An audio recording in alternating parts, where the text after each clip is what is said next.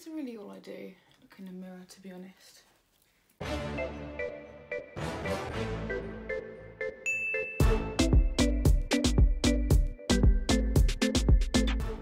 Let's get into it.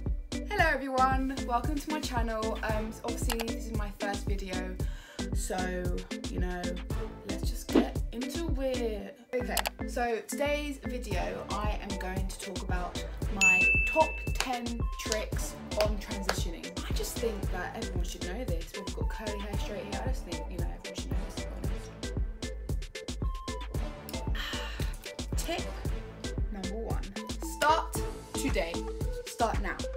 This minute, this moment, start now. Because honestly, when you start, you will feel so good about yourself. I probably transitioned in my first year of uni, because I'm in 3rd year now. Exhibit 1. Yeah. I don't know. Exhibit 2. Yeah. And now exhibit 3. I'm really happy, to be honest. I feel that when I was younger, I used to straighten my hair because I was probably influenced by the people around me. So I like relaxed my hair a good couple of times before I was even 16. Probably just to fit in with everyone. I just thought that, okay, let me just straighten my hair. I don't actually like myself with straight hair. I haven't straightened my hair since June 11th, 2015. So it's been a long time since I've used heat of any kind, really. I only use heat when I get haircuts or colour my hair, which I do every couple of months. Yeah, don't relax your hair, don't do it.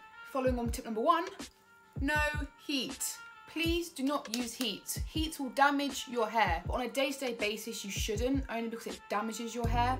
And then if you have curly hair, your strands will go from this to this. Like, it just breaks your hair, so don't do it. Tip number 3.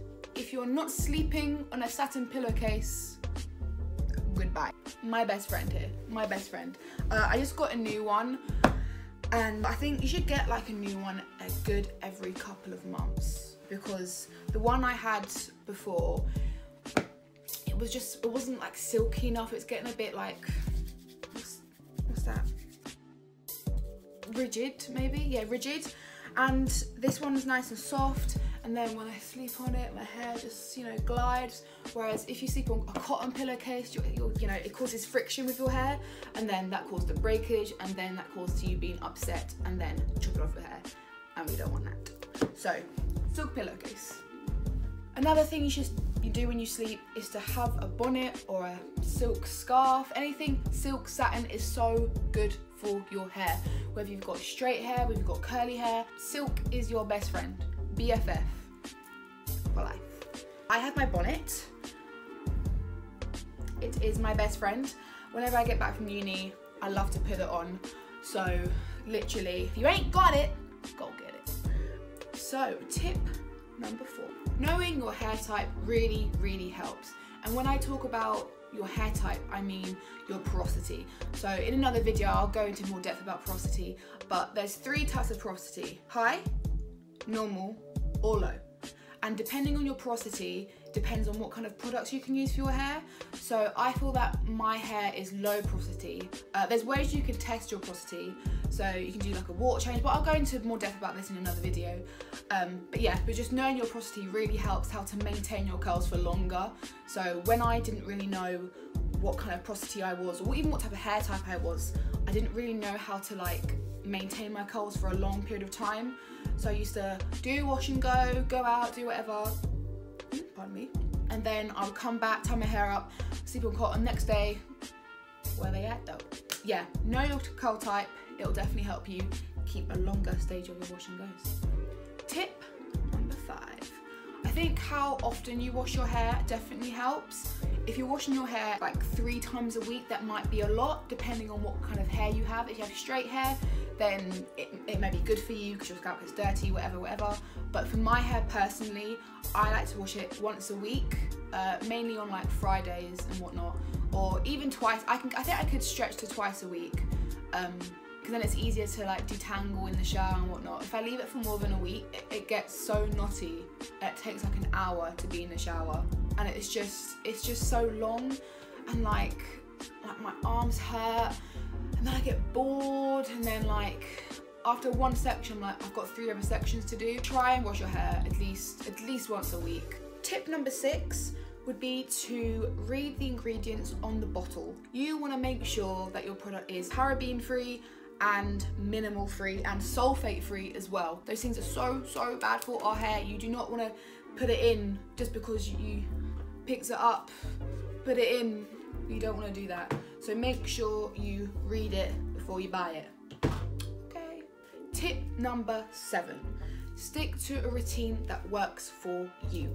Okay, so by routine I mean your wash routine, your deep condition routine, your steamer if you have one routine, your oil routine, your hot oil routine, just like doing a treatment. For me personally, so with 1 week I'll wash my hair and do a deep condition about once a week, and then with a protein treatment I'll do that once a month, something like that, just because too much protein will probably weigh my curls down and I don't want that, you know. And then with a steamer I would probably suggest doing that 1 month as well, only because if you steam it too much, I've seen other YouTubers where they've steamed their hair, and then the more they steam it, the more their curls just like they just become stringy, and sometimes it may look nice, sometimes it doesn't.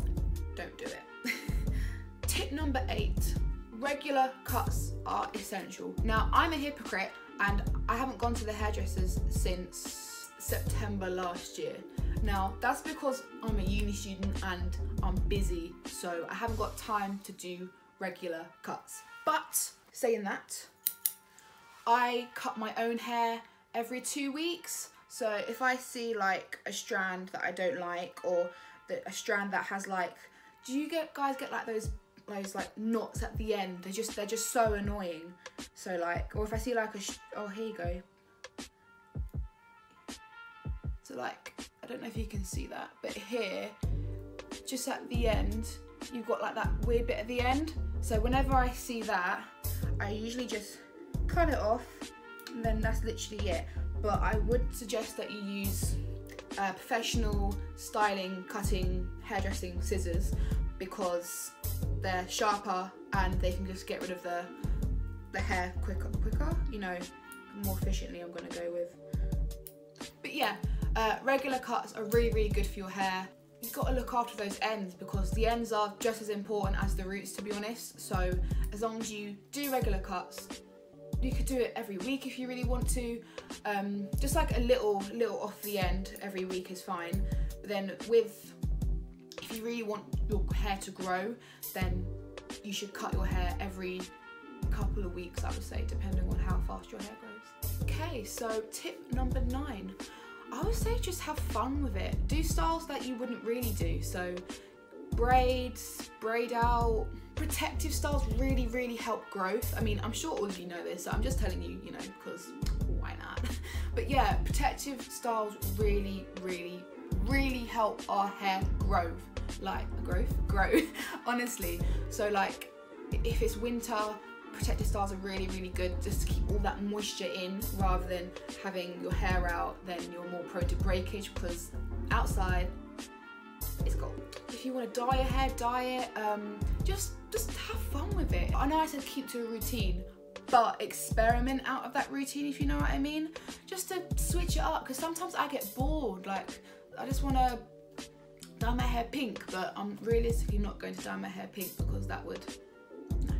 And finally, tip number 10, love your hair. Oh my goodness, love it, nurture it, cradle it, show it the love it deserves. Honestly, if you show your hair love, it will show you love back.